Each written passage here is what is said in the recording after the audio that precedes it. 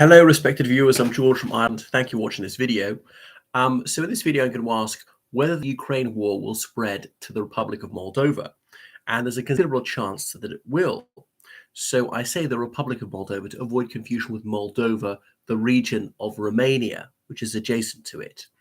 In case you're geographically challenged, let me point out that Moldova has got Romania to its west and Ukraine to its east, and it has no other neighbors, and it has no littoral. So the Republic of Moldova has changed hands many times over the centuries. It's been a province of the Ottoman Empire. It's been part of the Russian Empire. It's been part of Romania for some time, and it's been independent since 1991. But the eastern edge of it is Transnistria. And when Moldova became independent in 1991, Russia immediately started a civil war by having Transnistria break away. And Transnistria is de facto independent, or perhaps you might say a satrapy of the Russian Federation since 1991. There are 1,700 Russian soldiers there. Russia says as peacekeepers, but they're illegally occupying some of Moldovan sovereign soil. The Moldovan government doesn't want them there. And so Transnistria is a place that doesn't exist. You can see a documentary about it that calls it that. So is this legal nowheresville? Yes, legally it is part of the Republic of Moldova, but in effect, the Moldovan government has no control over it. And you can do all sorts of dodgy things there. There are banks there, which obviously registered in Moldova, but the Moldovan government has no control over. I know some people who'd never even been to Moldova. They had a car registered in Moldova and things like that. So for money, you can get anything, but don't think you should have any rights there. They say Transnistria is like a time warp. It's still like the Soviet Union never ended, and it uses Russian way more than the rest of the country because Moldova's got two official languages, Romanian and Moldovan. And in the 90s, they briefly said their language was Romanian and Russian. They briefly said their language is Moldovan, but really that's a dialect of Romanian, like 95% the same as Romanian.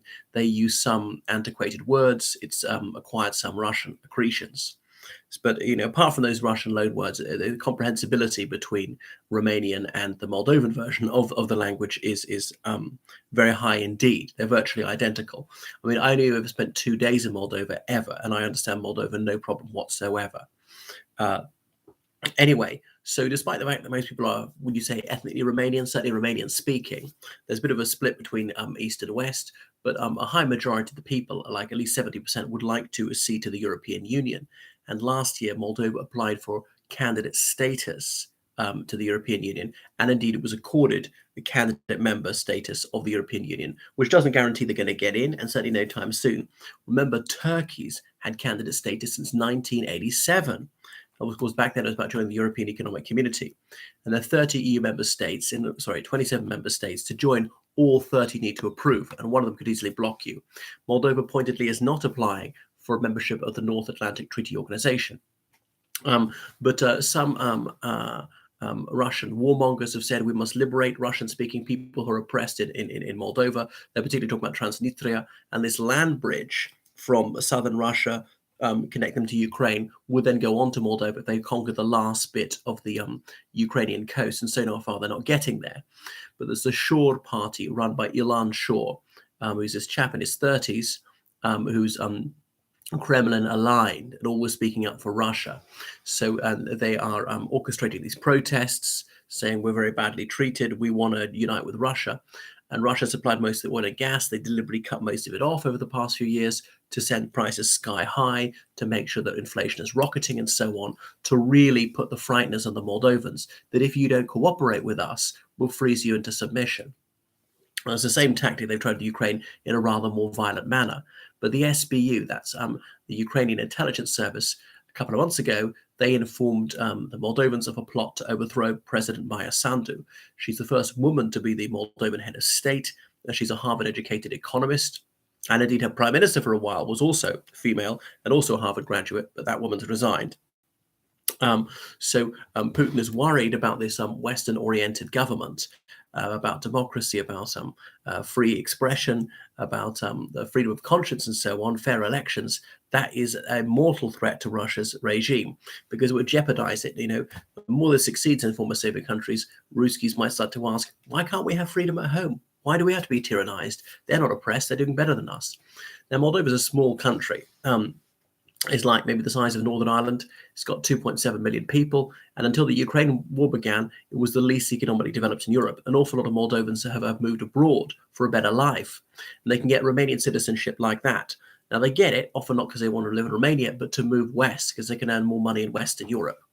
But the 1,700 Russian soldiers illegally occupy Moldova have been there for over 30 years on the ground that they are unable to remove their weapons. 32 years on, they can't take their weapons out. Well, what a grossly incompetent, imbecilic, and useless army it must be.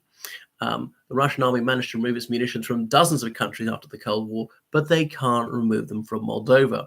Remember, in the old days, in the 90s, they had friendly relations with Ukraine. There would have been no problem with them going all the way across Ukraine back home to Russia. So it's just an excuse to be there. But they used to fly in and out via Chisinau, the main Moldovan airport. And the Moldovan government would allow this just to try and keep Russia sweet because they didn't want to be frozen to death in winter, make things even worse. And even Moldova proper, the area of the country controlled by the Moldovan government, there are some people who are Moscow aligned. So the Moldovan government is worried about being overthrown. And the intelligence from the Ukrainians said that Russia was going to orchestrate sabotage and have Russians, Belarusians, Serbians, Montenegrins on their side. Now, I don't know this to be true, but it seems entirely credible to me. They've tried this sort of things in Montenegro just a couple of years ago, alas and alack for Putin, without success. But the 1,700 Russian soldiers may not sound significant, but remember just how small and poorly equipped the Moldovan army is. That's a formidable foe. But this might be a golden opportunity, the one time for Moldova to reclaim its sovereign soil. If the Moldovan army moved against Transnistria from the west and the Ukrainians from the east, they could finally do it. And they've got an ally in the shape of Ukraine. And Ukraine doesn't like having these these Russian soldiers on their flank, on their western flank. So it'd be great if they could get rid of them. Of course, I'd like the situation to be resolved without bloodshed and the Russian soldiers to leave voluntarily, and then nobody would get hurt. And the Ukrainians also quite like to get their hands on tons of Soviet-era munitions, which are apparently in usable condition, stored in warehouses in Transnistria. So that's another factor. But the Kremlin was then accused Ukraine of planning to attack Transnistria, and the president of this illegal breakaway, Transnistria, his putrid little statelet, he said that there was a plot to assassinate him the other day, and they arrested two men who had a Land Rover packed with tons of explosives, intending to blow up his motorcade. Now, I don't know if this is true or bogus. So there's quite a chance that the war might spread to Moldova. Now, NATO would not allow Moldova in. Moldova is not seeking to join NATO because, some of Moldova is already illegally occupied by Russia. So in a sense, that's a success for Russia because they know that Moldova can never join NATO. Moreover, what can Moldova contribute to NATO? Very little, because it's so small. It's not wealthy, can't afford good armaments. So it wouldn't be really benefit for NATO, but benefit for Moldova. It'd be a disbenefit for NATO indeed. Same with Georgia. Whilst Russian troops are illegally occupying Georgia, NATO will never allow Georgia in because that could so easily lead to a third world war. But anyway, but if the Ukrainians did try and liberate Transnistria to help the Moldovans, ideally the Russians would see sense, would surrender, maybe an agreement could be worked out, conditional surrender, could be evacuated, flown to Belarus, and then go home to Russia. That way, something like that. And I would like to see Moldovan sovereignty restored to the whole country, and then the country would be free and everyone would be happier. Right, thank you so much for watching my channel. Goodbye.